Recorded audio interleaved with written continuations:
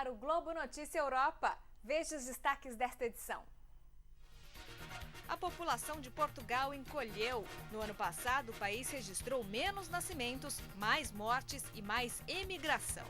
Chega de antipatia. Paris incentiva os comerciantes a conversarem com os turistas em outros idiomas. Bancos sem credibilidade. Um espanhol cria um colchão-cofre para guardar dinheiro de forma segura. E você vai ver também a cidade belga, que é a única no mundo onde ainda se pesca camarão com cavalo.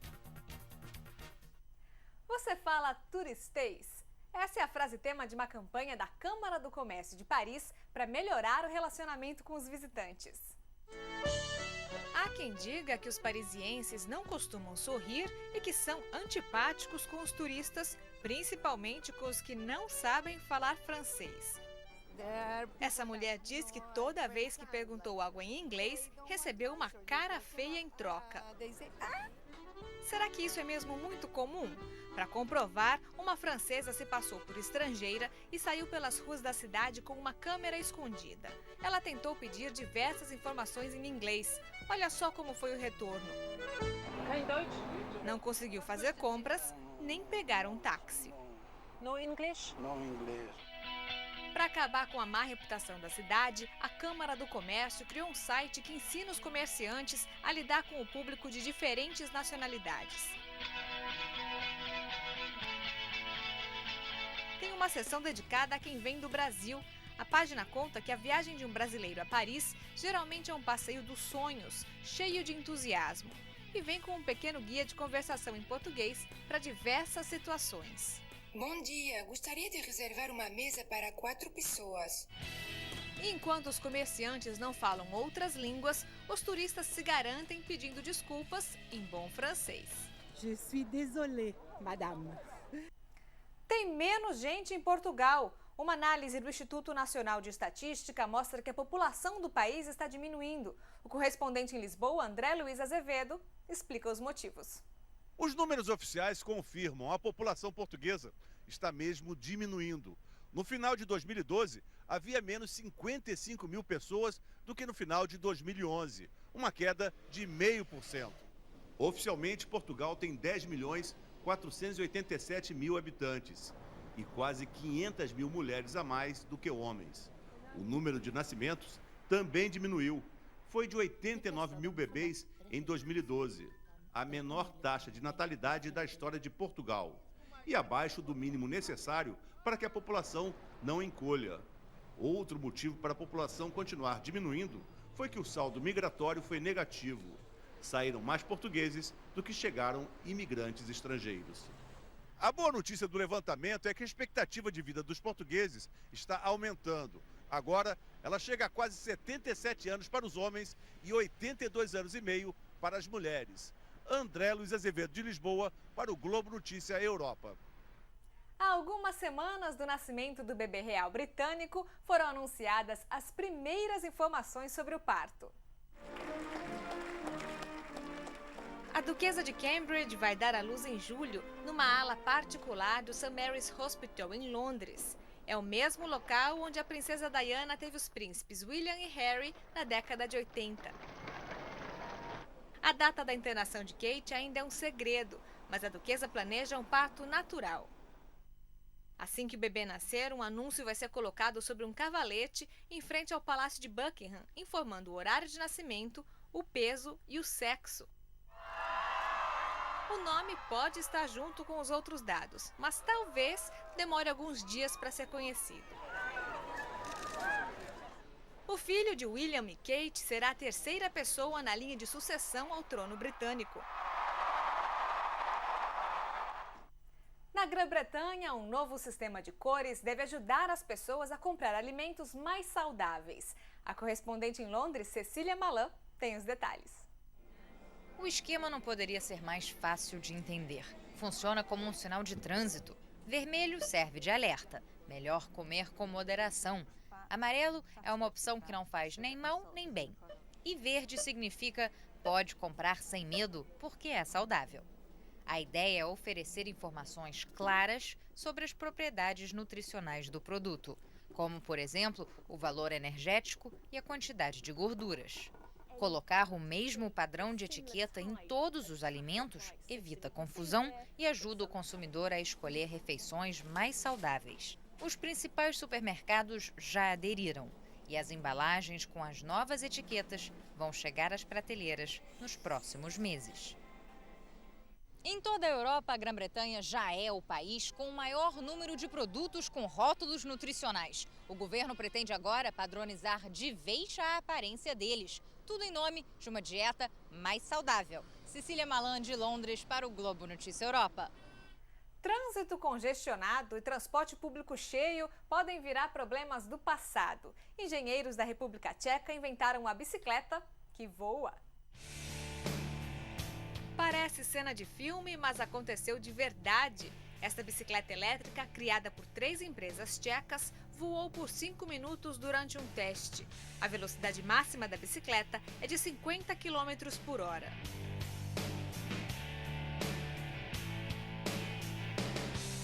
Um boneco serviu de cobaia e os movimentos foram direcionados por controle remoto. O equipamento pesa 95 quilos e voa com a ajuda de várias hélices movidas a bateria.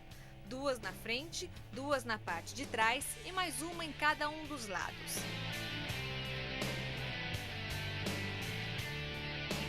A pequena capacidade da bateria ainda não permite que a bicicleta seja comercializada.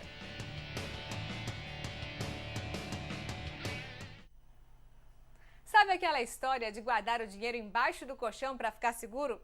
Pois é, esse costume se profissionalizou. Um empresário espanhol criou uma cama que é um cofre. Há 3 anos, o espanhol Paco Santos foi demitido de uma grande fábrica de colchões. Em vez de se juntar à fila de desempregados, ele criou a Cama Poupança e decidiu começar o próprio negócio. O colchão de guardar dinheiro acabou virando um produto interessante em meio à crise financeira que faz a população desacreditar nos bancos. A novidade custa 875 euros. Esse casal ficou interessado. A mulher diz que gostou porque traz segurança.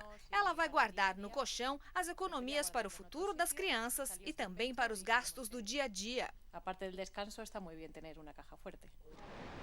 Este funcionário do banco acha a alternativa desnecessária. Confio completamente no sistema financeiro espanhol. Não é preciso colocar dinheiro em nenhum outro lugar, diz ele.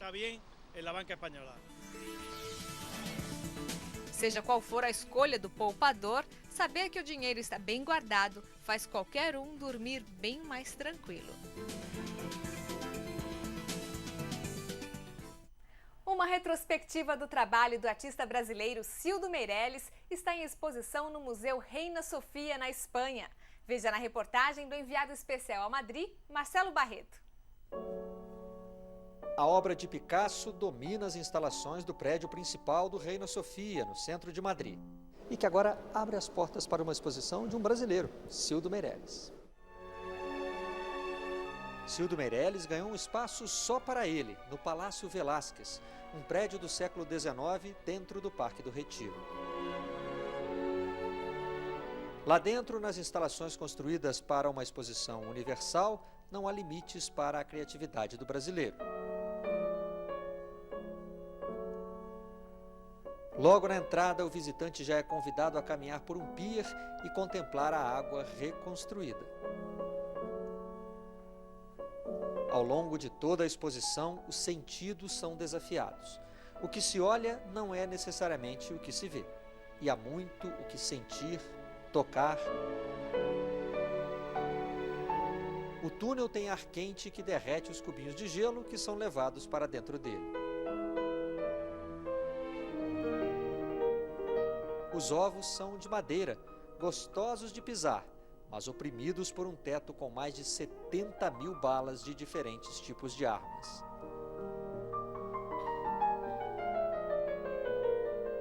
A obra de Cildo Meirelles convida à interação e à reflexão. A paisagem iluminada pela instalação batizada de Abajur não se ilumina sozinha, mas pelo trabalho de quem a empurra lá embaixo, numa alegoria da escravidão. Ver Cildo Meirelles em Madrid é um convite irresistível e, para melhorar, a entrada é grátis. Marcelo Barreto, de Madrid, para o Globo Notícia Europa. Você vai conhecer agora uma forma inusitada de pescar camarão. Numa pequena cidade da Bélgica, isso é tarefa para cavalo e não é história de pescador. Essa é uma cena rara. A arte de pescar camarão com a ajuda de cavalos existe há mais de 500 anos, mas está desaparecendo. Atualmente, a prática só acontece na cidade de Osdankerk, na costa oeste da Bélgica. Pouquíssimas pessoas ainda sabem pescar assim e, por isso, a atividade acaba atraindo muitos turistas para a região. O rei e a rainha da Bélgica foram convidados a ver como funciona essa tradição. Os pescadores usam botas e capas de chuva. Os cavalos levam 2 cestas e redes que se abrem na água para coletar os camarões. Os belgas brincam que a relação do cavalo com o pescador é como se fosse uma história de amor. Muitos dizem que ficam bem mais à vontade com os animais do que com a própria esposa, diz esse pescador. E quando acaba o trabalho, todos podem aproveitar juntos. É só ferver os camarões e sentir o gostinho de pesca do passado.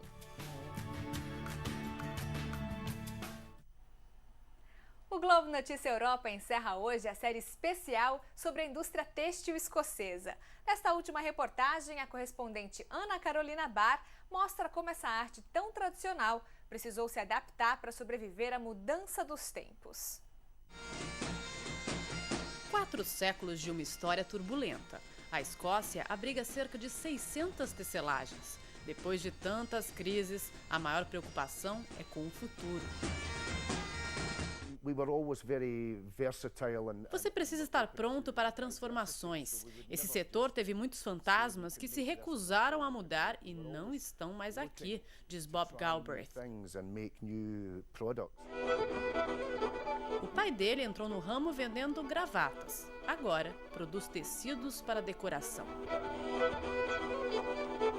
Em 2010, esta tecelagem escocesa recebeu uma encomenda especial: fazer as cortinas do Oval Office, a sala do presidente americano na Casa Branca. O desenho foi criado aqui pela própria empresa e aprovado pessoalmente por Barack e pela primeira-dama, Michelle Obama. O resultado alimentou o orgulho escocês. Com o mercado da moda saturado, as tecelagens se dedicam cada vez mais ao design de interiores. Um nicho promissor, principalmente nos países emergentes, como Rússia e Brasil.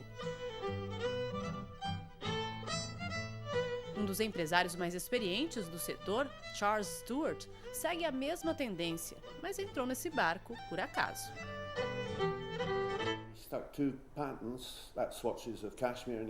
O jovem funcionário colocou 2 amostras de tecido no bolso e as levou para um arquiteto. 2 semanas depois, recebemos um pedido de caxemira no valor de $24 mil. Logo descobri a história e pensei, talvez exista potencial aqui. Estava certo. As vendas destinadas à decoração já passaram dos $20 milhões só nesta empresa. O futuro da indústria têxtil depende de constante adaptação. Sobrevive quem ouve as demandas do mercado e consegue fazer da tradição um bom negócio. E a gente encerra o programa com imagens do chefe de um hospital público inglês dançando vestido de super-homem. O vídeo foi feito para incentivar os funcionários a se manterem saudáveis e em forma. Mas as imagens acabaram vazando na internet e criaram polêmica. Há quem ache a dança inapropriada e quem considere brilhante. No próximo domingo eu volto com outras notícias, serviços e curiosidades. Muito obrigada pela companhia e até o domingo que vem. Bye bye.